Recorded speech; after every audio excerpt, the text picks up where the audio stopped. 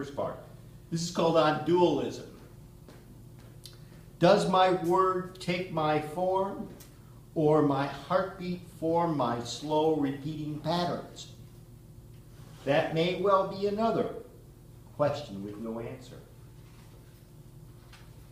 Okay, here's a fun little ditty. I have an interest in history, American history, particularly early colonial history. This is called Puritans. Puritan men liked sex. At least planters did.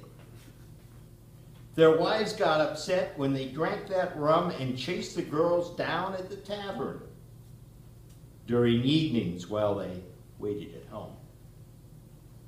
Worry not of these planters and their plight. They said, "Witch," out loud. "She causes strife." Then the trials, and then the hangings. Then they married another wife. Not terribly. One more. Two more. Because I promised Patsy that I would read a poem that she has alerted me to the fact that there is a hip-hop rhythm in some of the poems I write. So I promised that I would read one that I discovered does have that hip-hop rhythm. But that will be next.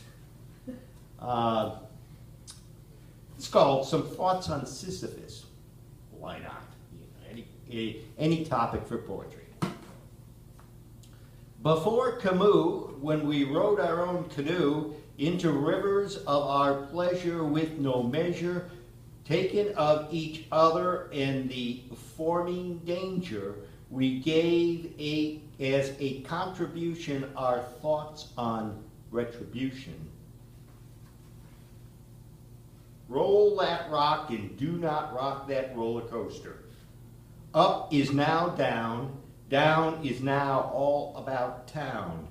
For now Albert confronts penance in one sentence and calls it the word, he sees it, absurd. Yet we rarely enter canoes with our own shoes. Mom and Dad had parents who were also errant. And then sons and daughters carried grandma's water, even though there's a main and that hill and a rock still remain. And lastly, as promised, I didn't believe that there was a hip-hop rhythm to any of my work, but I picked up this poem and I read it and I said, my gosh, Patsy's right. It's called Desire. Given a choice between right and power, weakened by greed and driven by desire, the worst of our ills will always stand in tower. Given a choice between right and power, we will choose fear to make others cower, and truth-telling we scuttle as liars. Given a choice between right and power, weakened by greed and driven by desire. All right, Dennis.